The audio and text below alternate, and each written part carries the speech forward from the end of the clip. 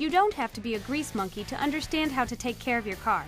Basic maintenance is easy, and it's vital if you want to prevent mechanical problems and keep your car running smoothly. A regularly maintained car will be safer, more dependable, and better for the environment. It will also handle better and have a higher resale value.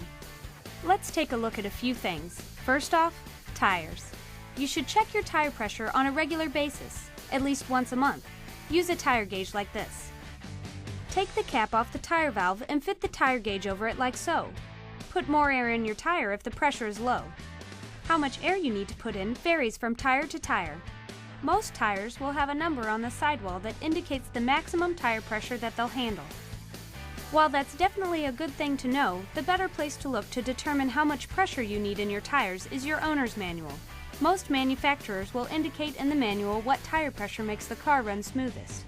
This is reason number 1 why reading your owner's manual is a good idea. While you're checking pressure, it's also a good idea to take a close look at the tread on your tires. Look for excessive or uneven tread wear. You can use a quarter to measure your tire tread like this. If the tread isn't thick enough to reach the top of Washington's head, it's probably time to get new tires. Driving on tires with low tread is dangerous, particularly in bad weather. Uneven tread wear can mean a lot of different things. It could indicate problems with alignment, suspension, steering, or it could mean that your tires are underinflated. The bottom line is, get your car checked out if you notice uneven tread wear. If you ignore the tread wear on your tires, you could end up with a flat. It's a good idea to spend the few minutes it takes to learn how to change a flat if you haven't already. What do you do if you get a flat and you don't know how to change it? Well, you can either use your cell phone to call someone to come and help you, or you can buck up and do it yourself by closely following the instructions in, you guessed it, your owner's manual. This would be reason number 2 why reading your owner's manual is a good idea. Here's a quick step-by-step demonstration on how to change a tire to get you familiar with the process.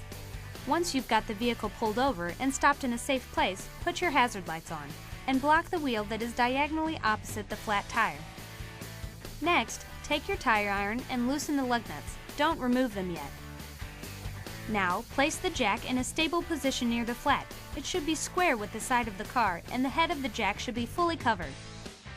Be sure to check your owner's manual for the exact points where it is most stable to place your jack. Using the jack, raise the wheel. It only needs to be raised a few inches. Next, remove the loosened lug nuts and pull the flat tire off.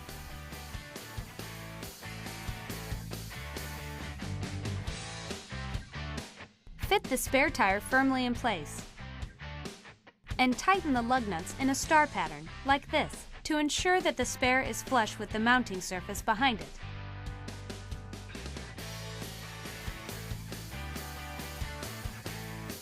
Finally, carefully lower the wheel and give the lug nuts one last tightening.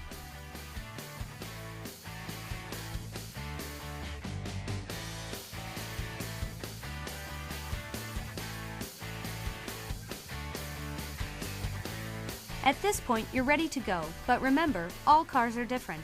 Read your owner's manual for more specific information about how to change the tires on your car. Finally, on the subject of tires, a reminder. Be sure to check the tire pressure on your spare every month or so. You don't want to get caught with a deflated spare tire. Next up, the ever-reliable jumper cables. Something else you definitely want to know how to use. It's really easy to forget to turn your lights off and drain your battery. Some people do it on a regular basis. What if your battery is dead and you haven't learned how to jumpstart a car? Once again, our trusty owner's manual comes through for us. Reason number 3 to check it out.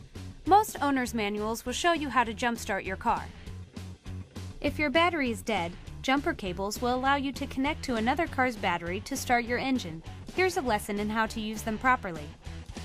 After the cars have been positioned next to each other, turn their engines off and open both hoods. Next, carefully attach the red cables to the positive terminals of each battery, starting with the dead battery. The positive terminals are usually marked by a plus sign, or colored red. Next, attach the black cable to the negative terminal of the good battery. The negative terminal is usually black and marked with a minus sign. The remaining black cable should be attached to the engine block of the car with the dead battery. Attach the cable as far from the battery as possible.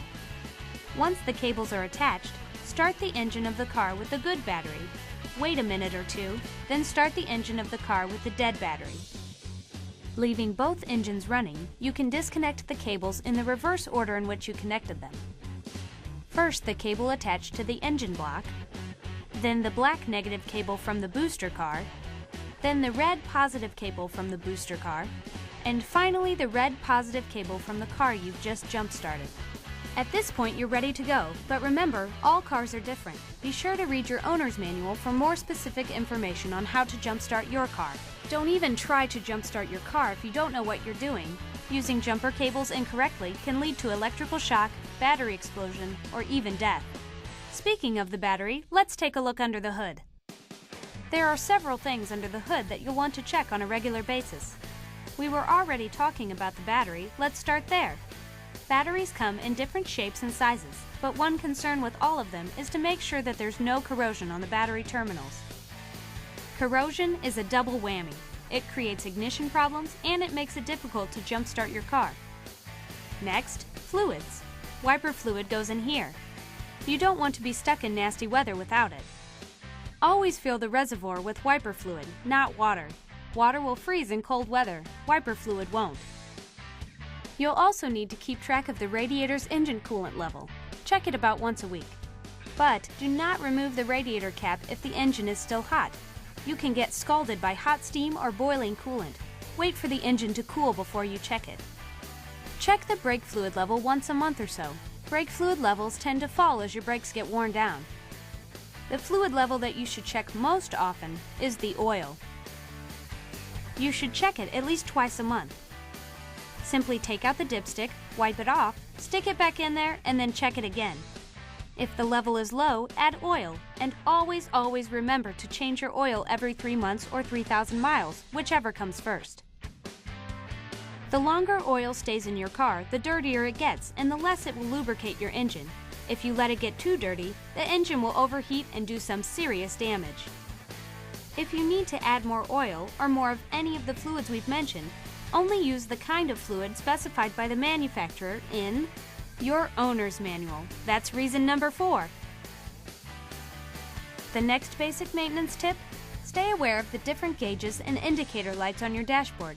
Paying attention to them and knowing what they mean helps a lot in preventing and fixing problems. The temperature gauge here indicates, well, the engine's temperature.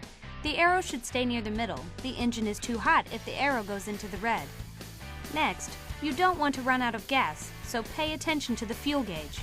Something else you can do here is keep track of the mileage that you get out of a full tank of gas. Zero out your trip odometer when you fill up and keep track of how many miles you get out of a full tank. This number should stay consistent every time you use a full tank of gas. Inconsistent or lower than average fuel economy can indicate any one of a number of different problems, so you definitely want to get it checked out. Here are a few other warning signs that should tell you that your car needs to be checked by a mechanic. Difficult starting, stalling, shaking when idle or at high speeds, and finally, rough or uneven running. The bottom line is, be aware of your car. The more you drive it, the more of a sixth sense you'll get for how it drives and feels normally. If things just don't feel right with your car, don't hesitate to get it checked out. So to review, keep an eye on your tires, maintain your fluids, watch the warning signs your car gives you, and fix problems as soon as you notice them. Do all these things and you'll safely enjoy your car for a long time to come.